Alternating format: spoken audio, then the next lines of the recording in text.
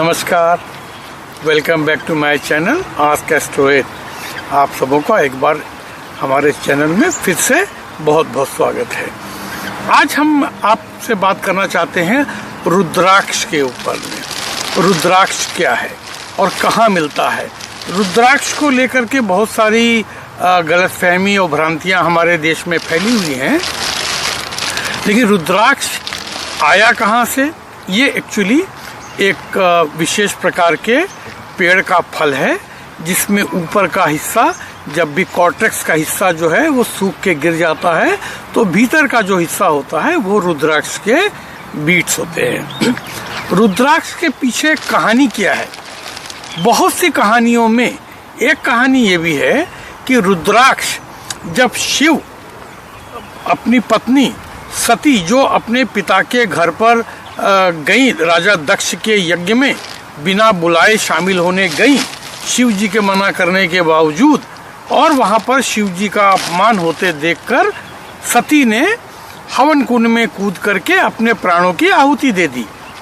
उसके बाद शिव जी जब वहां पहुंचे और उन्होंने वहां पर तांडव शुरू किया और फिर सती का अर्धजला शव शरीर पर रख करके ब्रह्मांड में विचरण करना शुरू किया, तो उस वक्त उनके वियोग में, सती के वियोग में शिव के आंखों से जो अश्रु टपके पृथ्वी पर, उन्होंने रुद्राक्ष का रूप ले लिया। चूंकि ये शिव के आंसू हैं, और शिव क्या है? शिव हमारे संहारक देवता हैं। बिना शिव के सृष्टि आगे नहीं चलती। अगर शिव न हो तो संहार नहीं होगा, संहार नहीं होगा तो सृजन कभी नहीं होता है। तो शिव हमारे लिए बहुत ही महत्वपूर्ण है, क्योंकि एक बार जब शिव के द्वारा आदमी मोक्ष को प्राप्त होता है, मृत्यु को प्राप्त होता है, तो पुनर्जन्म का चक्र आरंभ होता है। तो इसीलिए, और उनके आंख का आंसू, तो ये तो बहुत बड़ी सी चीज है ना। और इसीलिए तंत्र शास्त्र में और हमारे मंत्रों में और ऋषियों में इसकी बड़ी महत्ता कही गई है। इसीलिए ऋषि लोग रुद्राक्ष धारण करते हैं कि उनका चित्त इस जग में रहते हुए भी किसी लोभ में, किसी लालच में ना पड़े।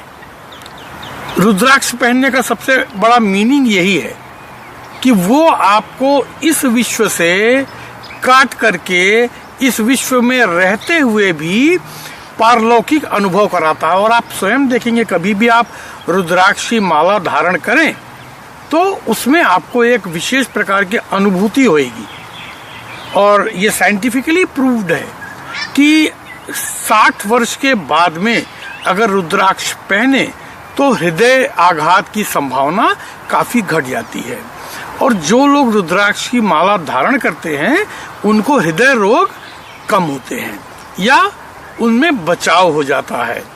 तो रुद्राक्ष का बहुत सारा और विशद रूप से उपयोग पाया जाता है, हमारे आयुर्वेद में भी और हमारे धर्मशास्त्रों में भी। इसीलिए ऋषि मुनि या सन्यासी इसको विशेष तौर पर धारण करते हैं कि वो रुद्राक्ष की वजह से, उसकी कुछ विशेष कॉस्मिक खूबियों की वजह से ये हमको पारलौकिक जगत का अनुभव कराता है। अब रुद्राक्ष में भी बहुत से प्रकार होते हैं। रुद्राक्ष में 1 से लेके 21 मुख तक होते हैं।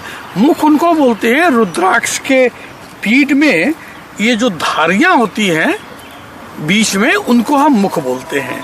तो किसी किसी रुद्राक्ष में 1 धारी होती है, किसी में 2, किसी में 3, और ये विभिन्न प्रकार के उसमें भी पाए जाते हैं, शेप्स में, आकार में। तो ये जो रुद्राक्ष होता है, इनको हम, जिनमें 1 धारी होती है उसको हम 1 मुखी, जिसमें 2 धारी होती है उसको 2 मुखी, जिसमें 3 धारियां होती हैं उसको 3 मुखी, ऐसे करते करते जो सर्वाधिक उत्कृष्ट माना जाता है उसको हम बोलते हैं 21 मुखी। 21 मुखी रुद्राक्ष बड़ा ही रेयर होता है, बहुत कम मिलता है, क्योंकि इसकी कोई प्रजाति नहीं होती है। ध्यान रखिएगा, रुद्राक्ष की ऐसे 14 प्रकार की प्रजातियां पाई जाती है विश्व भर में, लेकिन इनमें से कुछ ही प्रकार की प्रजातियों को हम अपने पूजा पाठ के कामों में इस्तेमाल करते, सबको नहीं करते हैं। इसमें कुछ फालसे के दाने के बराबर से लेकर के और बेर के बराबर तक बड़े मनके या बीज होते हैं। अब जो 21 मुखी होता है वो बहुत ही धार्मिक रूप से और पारलौकिक रूप से भी वो बड़ा ही महत्वपूर्ण माना जाता है। पूजन क्रिया में, तांत्रिक क्रिया में इसकी बड़ी महत्ता है और इसको रखना साक्षात लक्ष्मी को रखना माना जाता है। हम आपको आज दिखाते हैं, जैसे साधारण रुद्राक्ष जो है मैक्सिमम आपको इतने बड़े या इससे थोड़े बड़े मिलेंगे, लेकिन इससे ऊपर भी एक रुद्राक्ष आता है जिसको हम बोलते हैं राज रुद्राक्ष, जो बड़ा रेयर है, आपने शायद कभी न देखा हो। आज मैं आपको इसके दर्शन कराऊंगा यहाँ पर। और सबसे पहले मैं आपको दिखाता हूँ 21 मुखी रुद्राक्ष। तो 21 मुखी रुद्राक्ष जो है वो इस प्रकार का होता है। ये होता है 21 मुखी रुद्राक्ष।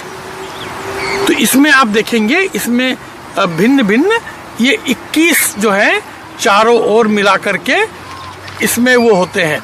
तो इसको अगर आप देखेंगे तो ये इस प्रकार से ये हो जाता है, ऐसे, है ना, पीछे से ऐसे। तो ये इसका शेप होता है, क्योंकि इसमें 21 धारियां होती हैं। ये 21 मुखी रुद्राक्ष कहलाता है, जो बहुत ही पवित्र माना गया है शास्त्रों में। इसकी माला आपको मिलेगी तो सिर्फ शंकराचार्यों के पास मिलेगी, अदरवाइज 21 कम से कम 54 दाने या 27 दाने की मनका की माला होनी चाहिए। तो उतना हर आदमी के बस का नहीं है अफोर्ड करना। तो ये शंकराचार्यों के पास में ये परंपरा से चली आती है। तो ये है 21 मुखी रुद्राक्ष। इसके अलावा जो रुद्राक्ष आती है उसमें गौरी शंकर रुद्राक्ष है, उसमें नाग मुद्रा रुद्राक्ष है, आशीर्वचन रुद्राक्ष है, जो इस तरह के फैला हुआ होता है। तो ये एक्चुअली विभिन्न प्रकार के कभी कभी मिलते हैं देखने को। आज जो हम आपको जो इसमें मुख्यतः जो परिचय कराना चाहते हैं वो रुद्राक्ष है राज रुद्राक्ष। और ये रुद्राक्ष जो है अष्टमुखी या नवमुखी, ये सिर्फ 2 ही प्रकार का मिलता है, तीसरा इसमें कोई प्रकार नहीं आता।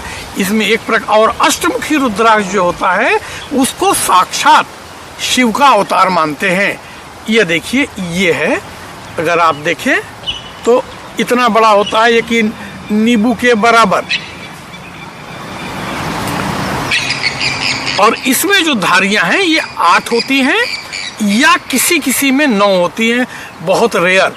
इतना बड़ा रुद्राक्ष आपको जल्दी देखने नहीं मिलेगा। आप देख रहे हैं हथेली के बराबर, एक नींबू से भी बड़ा है ये रुद्राक्ष।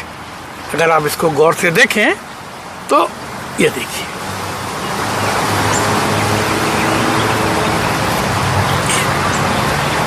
तो ये बहुत ही विशिष्ट प्रकार का रुद्राक्ष है। और इसकी भी माला आपको सिर्फ कुछ, हर शंकराचार्य जी के पास भी नहीं मिलेगा, कुछ शंकराचार्यों के पास में आपको ये मिलेगा। तो ये भी घर में रखना अपने आप में सौभाग्य की निशानी है। और इसको रखना, आप एक बात समझ लें कि शत्रुओं के नाश के लिए बहुत ज़रूरी है। और जो व्यक्ति टर्मिनली इल हो, जो एकदम मृत्युशैया पर पड़ा हो, तो वहाँ से भी ये रुद्राक्ष में इतनी क्षमता है कि आदमी को एक बार काल के मुंह से भी खींच के ला सकता है। प्रॉस्पेरिटी के लिए तो है ही है, लेकिन इस रुद्राक्ष को रखना घर में किसी भी बीमारी को आने से रोकने के लिए एक बहुत बड़ा संबल होता है ये। और इसका बड़ा महात्मा कहा गया है। ये आपको जल्दी दर्शन करने को भी नहीं मिलेगा। फिर भी अगर ये सही तरीके से उपचारित है, प्राण प्रतिष्ठित है, तो इसके फायदे अनगिनत हैं, जिसका वर्णन करना संभव नहीं है। तो आज ये एक छोटा सा एपिसोड था राज रुद्राक्ष से आपका परिचय कराने का। आप देखिए, इसके बारे में कोई जानकारी चाहिए तो आप हमको मेल कर सकते हैं। हमसे बात कर सकते हैं। और आगे हम अगले किसी एपिसोड में आपको हम 1 मुखी, 2 मुखी, 3 मुखी, 4 मुखी ऐसे करके 21 मुखी तक उनके व्यवहार के लिए कब कब समय है, कब कब उनको इस्तेमाल करना चाहिए, उसको इस्तेमाल करने से क्या फायदा होता है, इन 1 मुखी से लेकर के 21 मुखी तक में जो विभेद हैं उनके बारे में हम आपको अगले किसी एपिसोड में बताएंगे। तब तक के लिए हमारे चैनल को सब्सक्राइब कीजिए, अच्छा लगे तो लाइक कीजिए, लोगों को बताइए, शेयर कीजिए। तब तक के लिए सुखी रहिए, स्वस्थ रहिए। मिलते हैं फिर। नमस्कार।